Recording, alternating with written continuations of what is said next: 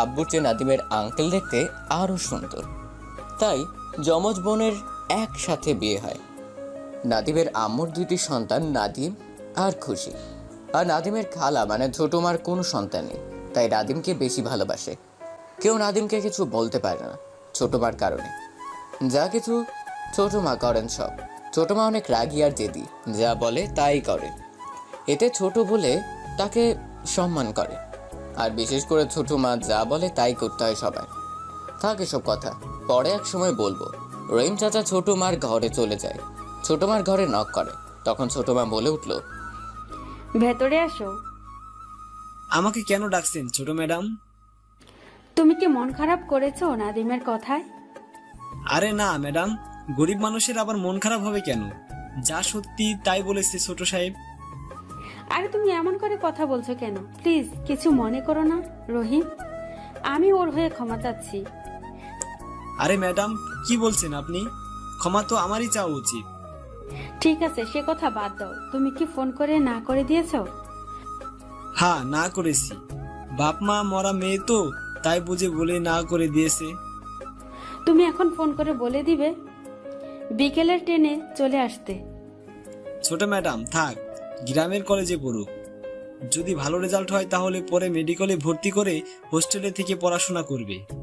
তাহলে এখন রুমে গিয়ে ফোন করে 2টা ট্রেনে ঢাকায় আসতে পারবে। আর আস্তে আস্তে 4টা বেজে যাবে। ঠিক আছে, এখন তাহলে রুমে যাও। রহিম চাচা চলে গেল আর ছোট মা রকিং চেয়ারে বসে রইল। একটু পর রহিম চাচা চলে এলো রুমে। এরকম চেয়ারে বসে চিন্তা করছে দেখে বলল, নাদিমের আম্মু বলছে, চাইছিলাম কি? কথাটা শুনে তার দিকে তাকালো। কি বলবে বলো। নাদিম নাদিম থাক, আমি ড্রপ করে নিয়ে আসি।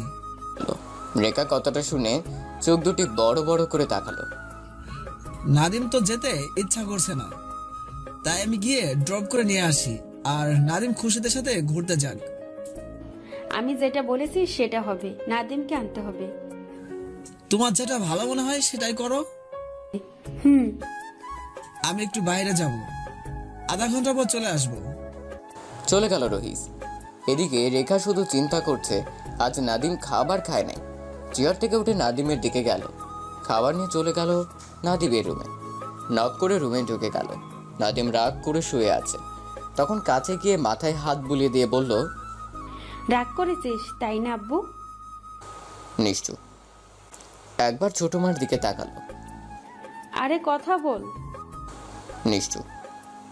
তুমি তো জানো এরকম কথা আমার একদম পছন্দ না। ওরা গরিব আর আমরা ধনী, এতে কি তারা ছোট লোক?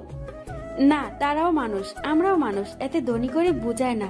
আমরাও তো গরিব ছিলাম, এখন বিয়ে হয়ে সেই জন্য ধনী, আর তাদের সামনে এসব কথা বলতে হয় না। এতে তারা অনেক কষ্ট পায়।